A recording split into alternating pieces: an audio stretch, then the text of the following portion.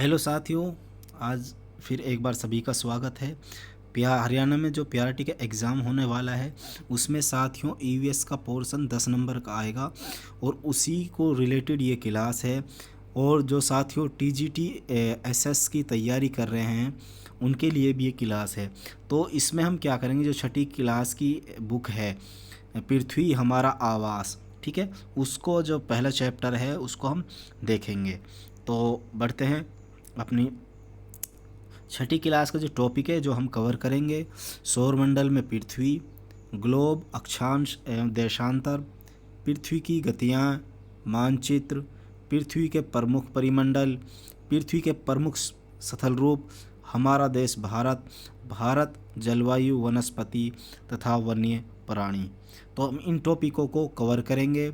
आज की जो क्लास होने वाली है वो सौरमंडल में पृथ्वी, इस टॉपिक को हम कवर करेंगे और आगे भी ये क्लासें आने वाली हैं। तो जो चैप्टर है सौरमंडल में पृथ्वी, ये पहला चैप्टर है और इसमें हम साथियों ब्रह्मांड के बारे में, जानकारी के बारे में पढ़ेंगे, ग्रहों के बारे में पढ़ेंगे, सूर्य के बारे में पढ़ेंगे और जितनी भी शब्दावलियाँ हैं ब्रह्मांड से रिलेटेड उसको पढ़ेंगे और लास्ट में हम क्वेश्चन आंसर एमसीक्यू भी लगाएंगे।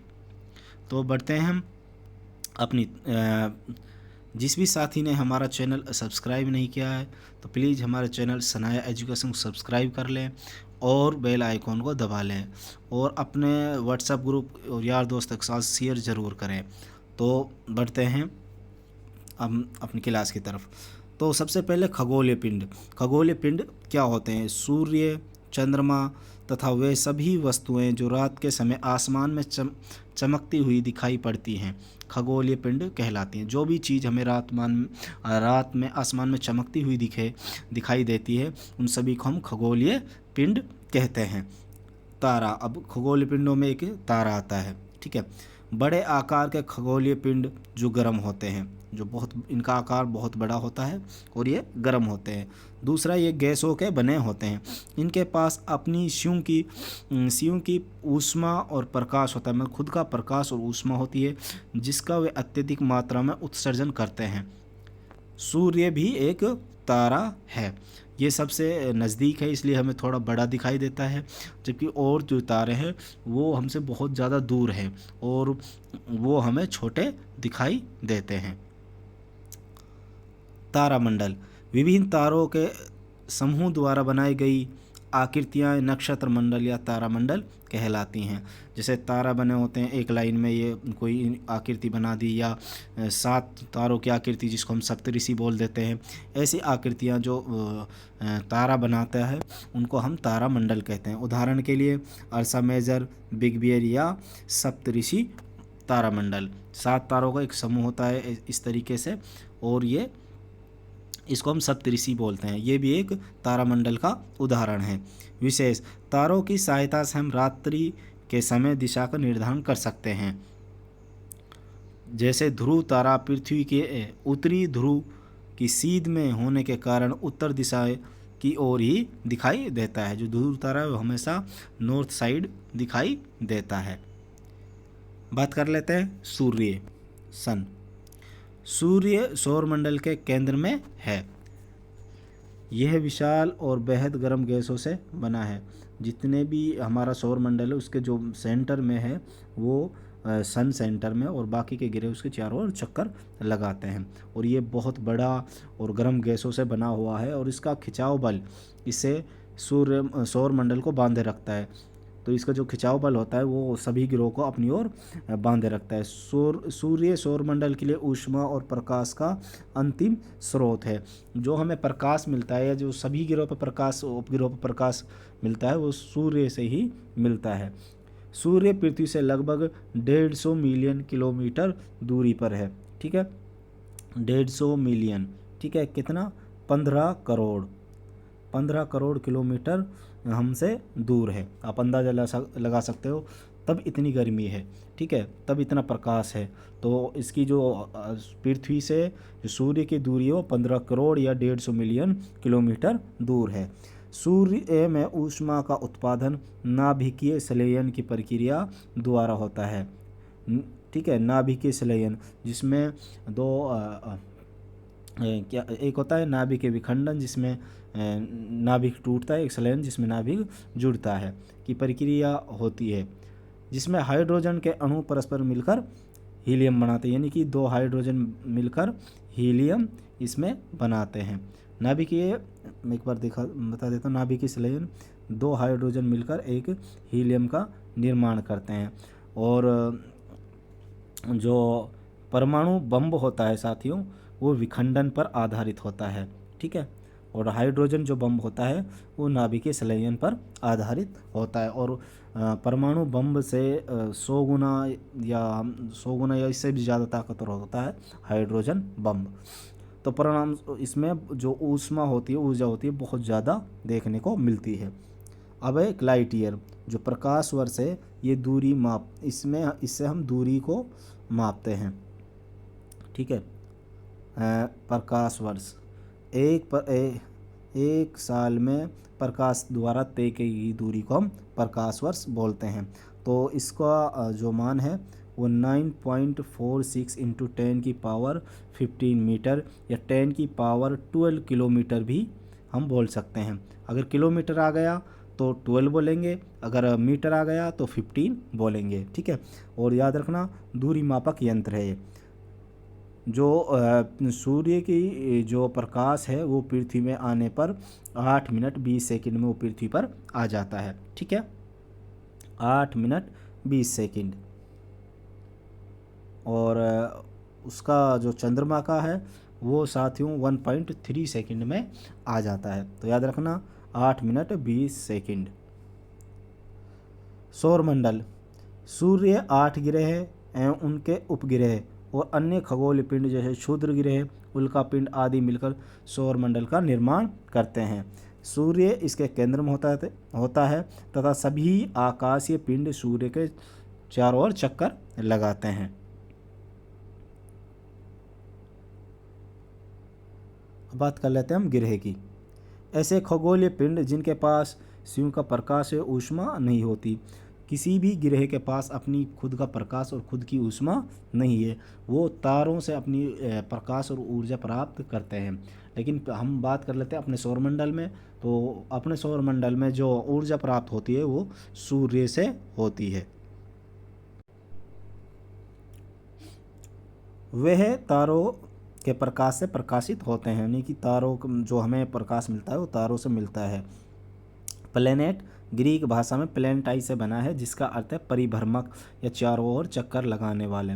जो प्लेनेट शब्द है ये साथियों ग्रीक भाषा का प्लेनेटाई से बना है, जिसका अर्थ है परिभ्रमक या चारों ओर चक्कर लगाने वाला।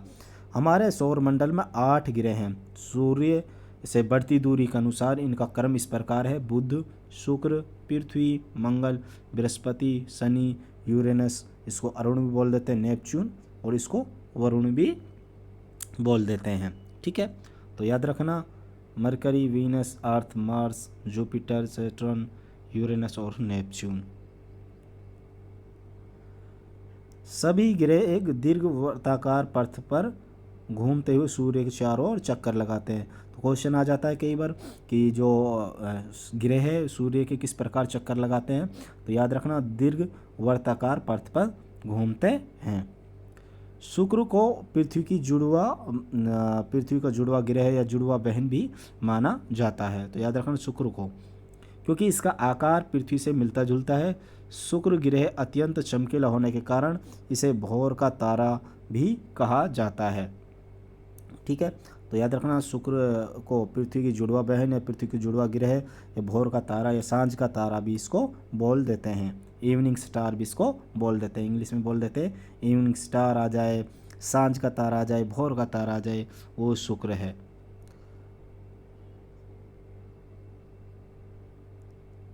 7 अगस्त 2006 तक प्लूटो को सौरमंडल का ग्रह माना जाता था। अंतर्राष्ट्रीय खगोलीय संगठन के निर्णय अनुसार अब ये ग्रह की श्रेणी में नहीं आता, क्योंकि ये नेपच्यून की कक्षा को काटता है। अब भी इसे बोनो ग्रह की श्रेणी में रखा गया है।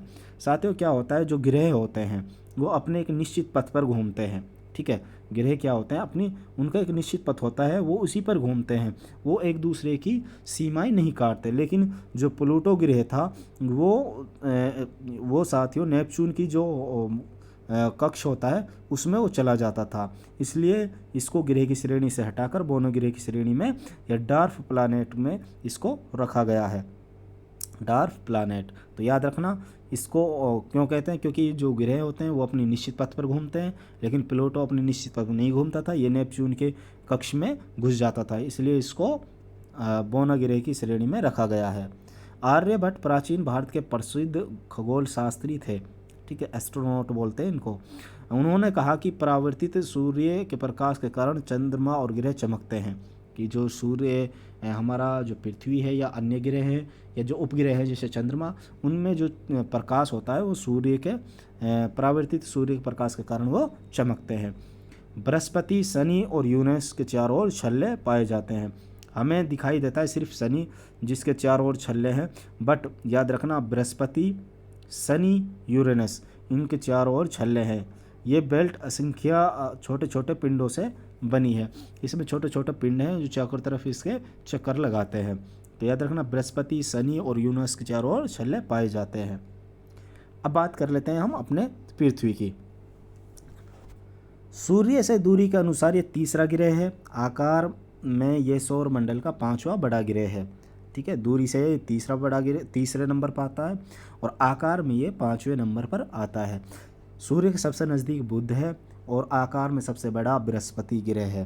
पृथ्वी का आकार पूरी तरह गोल ना होकर यह ध्रुवों पर चपटी है।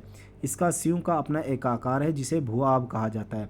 तो याद रखना पृथ्वी गोल नहीं है, पृथ्वी का आकार भूआब आकार की पृथ्वी है, ठीक है। जीवन के अनुकूल परिस्थितियों के कारण पृथ्वी को सबसे अद्भुत ग्रह माना जाता है। पानी और ऑक्सीजन दोनों यहाँ मौजूद हैं और इसलिए इस पृथ्वी ग्रह को अद्भुत ग्रह माना जाता है, क्योंकि सभी अभी तक जो ज्ञात हुआ है पृथ्वी ग्रह पर ही जीवन संभव है, तो इसीलिए इसको अद्भुत ग्रह कहा जाता है। पानी की अधिकता के कारण इसे नीला ग्रह भी कहा जाता है। तक लगभग 70% या 71% भूभाग पर पानी हमारे पृथ्वी पर पानी पाया जाता है, इसलिए इसको ब्लू प्लैनेट या नीला ग्रह भी कहा जाता है। अंतरिक्ष देखने पर पृथ्वी नीले रंग की दिखाई देती है, वो भी पानी के कारण ही दिखाई देती है। अब बात कर लेते हैं पृथ्वी का एक ही उपग्रह है जिसका नाम है चंद्रमा। हमारी पृथ्वी के पास केवल एक प्राकृतिक उपग्रह चंद्रमा है जिसका व्यास पृथ्वी के व्यास का 1/4 है। तो व्यास कितना है? 1/4। यह पृथ्वी से लगभग 3,84,400 किलोमीटर की दूरी पर स्थित है, ठीक है। चंद्रमा पृथ्वी का एक चक्कर लगभग 27 दिन में पूरा करता है और यह अपने अक्ष पर भी एक चक्कर लगभग इतने ही दिन में पूरा करता है, इसलिए हमें चंद्रमा का एक पार्ट ही दिखाई देता है। इसलिए पृथ्वी से देखने पर चंद्रमा केवल हमें एक भाग ही दिखाई देता है, क्योंकि जितने दिन में एक चक्कर पृथ्वी के लगाएगा इतने ही चक्कर अपने अक्ष पर भी लगाता है। इसकी सतह पर पर्वत, मैदान एवं गड्ढे हैं जो चंद्रमा की सतह पर छाया बनाते हैं। पूर्णिमा के दिन चंद्रमा पर इनकी छाया को देखा जा सकता है। पूर्णिमा जिस दिन चांद पूरा हो जाता है, और हम अपने जो लोकल भाषा होती है अपने वहाँ बोलते हैं चांदनी रात, क्योंकि उस दिन चंद्रमा पूरा हो जाता है और वो प्रकाश उसमें बहुत बेहतरीन प्रकाश दिखाई देता है। तो उस पर हम देख सकते हैं जो उस चंद्रमा पे पर्वत हैं, गड्ढे हैं, वो वहाँ छाया बनाते हैं, जिसे हम लोकल भाषा में अलग अलग नाम से जानते हैं। नील आर्मस्ट्रॉन्ग 21 जुलाई 1969 को चंद्रमा की सतह पर कदम रखने वाले पहले व्यक्ति थे, ठीक है। भारत से सिर्फ अंतरिक्ष में गया है, चंद्रमा पर अभी कोई नहीं गया। तो याद रखना नील आर्मस्ट्रॉन्ग 21 जुलाई 1969 को चंद्रमा पर रखने वाले पहले व्यक्ति थे। उपग्रह, ग्रह के चारों ओर चक्कर लगाने वाले पिंडों को उपग्रह कहते हैं। सूर्य के चारों ओर चक्कर लगाने वाले को ग्रह कहते हैं। ग्रह के चारों ओर चक्कर लगाने वाले को उपग्रह कहते हैं। सबसे ज़्यादा उपग्रह शनि के हैं। वर्तमान में शनि के 146 उपग्रह ज्ञात हो चुके हैं। जिस दिन मैं ये वीडियो बना रहा हूँ, अपलोड कर रहा हूँ, यानी कि 16 अगस्त 2024 को 146 उपग्रह शनि के मौजूद हैं और बृहस्पति के 95 उपग्रह हैं। तो सबसे ज़्यादा जो उपग्रह हैं वो शनि के हैं। ठीक है, अब बात कर लेते हैं मानव निर्मित उपग्रह। मानव निर्मित उपग्रह एक कृत्रिम पिंड होता है। ये वैज्ञानिकों के द्वारा बनाया गया है जिसका उपयोग ब्रह्मांड के बारे में जानकारी प्राप्त करने और पृथ्वी पर संचार के माध्यम के लिए किया जाता है। इसे रॉकेट के द्वारा अंतरिक्ष में भेजा जाता है और पृथ्वी कक्षा में स्थापित किया जाता है। ठीक है, और कुछ जो इंडियन सैटेलाइट इन स्पेस में इनसैट है, IRS है, एजुसैट है, ये सब उपग्रह कृत्रिम उपग्रह हैं जिनको भारत ने छोड़ा था। अब बात कर लेते हैं कृत्रिम उपग्रह के बाद क्षुद्र ग्रह। तारों, ग्रहों और उपग्रहों का अतिरिक्त असंख्य छोटे छोटे आकाश पिंड क्षुद्र ग्रह कहलाते हैं। सौर मंडल में ये मंगल एवं बृहस्पति की कक्षाओं के बीच स्थित है एवं ये भी सूर्य की परिक्रमा करते हैं। जो मंगल ग्रह है और जो बृहस्पति है, यहाँ हमें क्षुद्र ग्रह की पट्टी दिखाई देती है। कई बार क्वेश्चन आ जाता है क्षुद्र ग्रह की पट्टी किन दो ग्रहों के बीच है, तो याद रखना मंगल और बृहस्पति दो ग्रहों के बीच क्षुद्र ग्रह की पट्टी हमें दिखाई देती है। सूर्य के चारों चक्कर लगाने वाले पत्थर, अब बात कर लेते हैं उल्का पिंड। सूर्य के चारों चक्कर लगाने वाले पत्थरों के छोटे छोटे टुकड़ों को उल्का पिंड कहते हैं। ये भी सूर्य के चारों ओर चक्कर लगाते हैं। कभी कभी ये अपने पथ से भटककर पृथ्वी के वायुमंडल में प्रवेश कर जाते हैं। कुछ वायुमंडल में ही घर्षण से समाप्त हो जाते हैं। कई बार क्या होता है कि ये सूर्य के चारों ओर चक्कर लगा रहे होते हैं और कई बार अपने पथ से भटक जाते हैं और ये पृथ्वी के वायुमंडल में प्रवेश कर जाते हैं। जैसे ही वायुमंडल में प्रवेश करते हैं तो घर्षण के कारण इनमें आग लग जाती है। कुछ समाप्त हो जाते हैं लेकिन कुछ थोड़ा बहुत पृथ्वी से टकरा जाते हैं, किंतु कुछ पृथ्वी से टकराकर जैवमंडल को भारी नुकसान पहुंचाते हैं एवं पृथ्वी की सतह पर गहरे गड्ढे का निर्माण करते हैं। देखो, ये हमारा क्षुद्र ग्रह है। ठीक है, ये भारत जो पृथ्वी का वायुमंडल है उसमें घुस गया।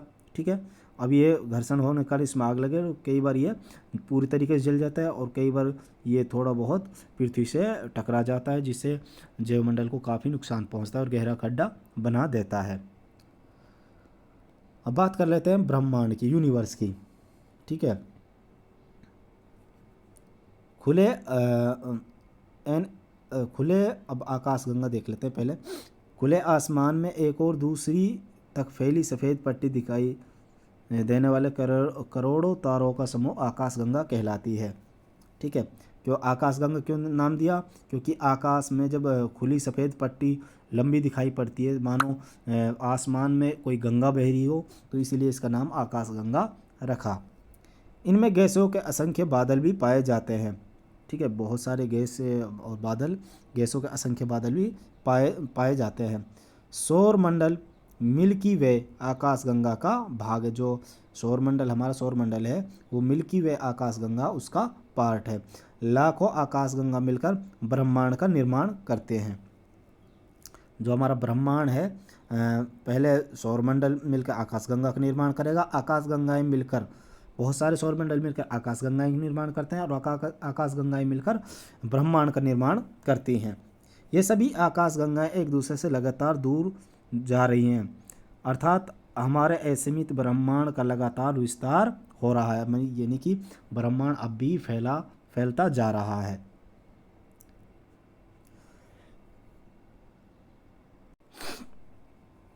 अब हम अपने सौर मंडल का जो चित्र है वो एक बार देख लेते हैं। सेंटर में सूर्य है, उसके बाद बुध है, शुक्र है, पृथ्वी है, मंगल है, और मैं बात कर रहा था ये क्षुद्र ग्रह है। ठीक है, ये क्षुद्र ग्रह की पट्टी आपको दिख रही है, ये मंगल और बृहस्पति के बीच में पाई जाती है। उसके बाद शनि है, यूरेनस है और नेपच्यून है। तो ये इसका जो बुध है वो 28 दिन में सूर्य की परिक्रमा करता है। ठीक है, शुक्र 255 में और पृथ्वी 365 में, मंगल 687 दिन में सूर्य की परिक्रमा करता है। एक चक्कर सूर्य के चारों ओर, एक चक्कर 687 दिन में पूरा करता है। ठीक है, और बृहस्पति 11 साल 11 महीने लगभग 12 साल में सूर्य का चारों ओर एक चक्कर पूरा करता है। शनि लगभग शनि जो पूरा करता है सूर्य के चारों ओर एक परिक्रमण, वो 29 साल 5 महीने में करता है। और यूरेनस 84 साल में, नेपच्यून करता है 164 साल में। बात कर लेते हैं उपग्रह। बुध का 0 उपग्रह है, शुक्र का 0 है, पृथ्वी का 1 है, मंगल के 2 हैं, बृहस्पति के मैंने बताए थे 95 हैं, शनि के 146 हैं, और यूरेनस के 27 हैं, और नेपच्यून के 14 हैं। ठीक है, तो याद रखना ये इनके उपग्रह हो गए, और ये इनकी दूरी है। ठीक है, सब 58 मिलियन। ठीक है, ये मिलियन में है, याद रखना ये मिलियन में है। तो पृथ्वी की दूरी कितनी है? 150 मिलियन यानी 15 करोड़। 228 मिलियन यानी कि तकरीबन आप लगा लो 22 करोड़, है ना। तो ये इसकी दूरी है। ठीक है, एक बार ये दे रखा मरकरी, ठीक है, बुध, शुक्र, पृथ्वी, मंगल। ठीक है, और जो मंगल है वो साथियों वो लाल है आयरन ऑक्साइड के कारण। याद रखना आयरन ऑक्साइड के कारण। ये स्टेट में कई बार क्वेश्चन आ चुका है। और ये मंगल और बृहस्पति के बीच में क्षुद्र रेखा की पट्टी है। और नेपच्यून से आगे कोपर बेल्ट हमें देखने को, क्यूपर बेल्ट कई बार क्वेश्चन आ जाता है, क्यूपर बेल्ट कहाँ मिलती है। ठीक है, तो याद रखना नेपच्यून से आगे हमें क्यूपर बेल्ट देखने को मिलती है। ओरट क्लाउड देखने को मिलता है हमें क्यूपर बेल्ट से भी आगे। ठीक है, ये सोलर सिस्टम है, ये इसमें दे रखा है। अब हम इनके क्वेश्चन कर लेते हैं। किन खगोलीय पिंडों को तारा कहते हैं? ठीक है, जिनके पास अपनी ऊष्मा तथा प्रकाश हो उन खगोलीय पिंडों को तारा कहते हैं। और जिनके पास अपनी ऊष्मा प्रकाश नहीं होते वो ग्रह होते हैं। निम्नलिखित कथनों पर विचार कीजिए। पृथ्वी एक ग्रह है, यह अपना संपूर्ण प्रकाश और ऊष्मा सूर्य से प्राप्त करती है। बिल्कुल सही। पृथ्वी सूर्य से दूरी के हिसाब से चौथा ग्रह और आकार में तीसरा बड़ा ग्रह है। गलत। आकार में साथियों पांचवा बड़ा ग्रह है। ठीक है, और दूरी से साथियों तीसरा बड़ा ग्रह है। चौथे पे तो मंगल आता है। सबसे पहला आएगा बुध, शुक्र, पृथ्वी, मंगल, बृहस्पति। ठीक है, आकार में 5वें नंबर पर आती है। सूर्य से बढ़ती हुई दूरी के आधार पर सबसे पहला आएगा बुध, शुक्र, पृथ्वी, मंगल, बृहस्पति, शनि, अरुण, वरुण। ये ठीक है, ये हम इसके हिसाब से तो सूर्य से बुध, शुक्र, पृथ्वी, मंगल, ये इसका सही आंसर होगा। सौरमंडल के ग्रह जो सूर्य के चारों ओर चक्कर लगाते हैं उनके रास्ते किस आकार में फैले हैं? जो सूर्य के चारों ओर चक्कर लगाते हैं, मैंने बोला था ये क्वेश्चन मोस्ट इंपॉर्टेंट है, कई बार स्टेट में आ चुका है और उम्मीद है पीआरटी में भी आ सकता है। तो दीर्घवृत्ताकार पथ में चक्कर लगाते हैं। कौन से वो दो ग्रह जिनको सौर मंडल में अन्य ग्रह की तुलना में परिक्रमण विपरीत दिशा में होता है? तो याद रखना बहुत पिछली बार भी स्टेट में आया था ये।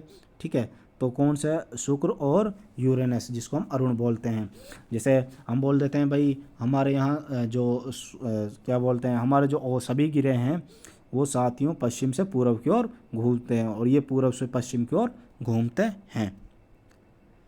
निम्नलिखित में कौन सा कथन सत्य है? उपग्रह अपने ग्रह की ओर परिक्रमा करते हैं, साथ ही साथ सूर्य की परिक्रमा करते हैं। बिल्कुल सही है। उपग्रह सूर्य की परिक्रमा करेंगे, साथ में सूर्य की भी अपने ग्रह की करेंगे, साथ में सूर्य की भी करते हैं। पृथ्वी का उपग्रह चंद्रमा का व्यास पृथ्वी के व्यास से आधा है। पृथ्वी के व्यास से आधा है। ठीक है, तो याद रखना पृथ्वी के व्यास से 1/4 है, तो ये गलत है। ठीक है, तो इसका फर्स्ट सही है। पृथ्वी का उपग्रह चंद्रमा का व्यास पृथ्वी के व्यास का 1/4 यानी कि आधा। तो ये क्वेश्चन गलत है, इसका एक ही सही होगा। अच्छा, ये अलग है, ये गलत लिखा गया। ठीक है, ये छोड़ो, तो इसका 1 ही सही होगा। निम्नलिखित में से हाँ ये वाला ये रहा, इसकी इंग्लिश वो वहाँ से गलती से हो गया, तो इसका एक ही सही है। नीचे दिए गए कथनों एवं कारणों पर विचार कीजिए। पृथ्वी से हमें चंद्रमा का केवल एक ही भाग दिखाई देता है, क्योंकि चंद्रमा पृथ्वी का चक्कर 27 दिन पूरा करता है और इतने ही दिन में अपने अक्ष पर घूमता है, इसलिए हमें पृथ्वी का एक ही भाग दिखाई देता है। चंद्रमा के द्वारा पृथ्वी के एक चक्कर पूरे करने में लगने वाला समय अपने अक्ष पर एक चक्कर पूरा करने में लगने वाला समय से अधिक है। नहीं, अधिक नहीं है, बराबर है। तो याद रखना ए इसका सही है, आर इसका गलत है। तो अगले जो क्लास होगी हमारी वो चैप्टर 2 को लेकर आएंगे, अक्षांश एवं देशांतर। तो मिलते हैं नेक्स्ट क्लास में। अगर हमारी क्लास अच्छी लगे तो प्लीज़ हमारे चैनल सनाया एजुकेशन को सब्सक्राइब ज़रूर करें और बेल आइकॉन को दबा लें। शुक्रिया।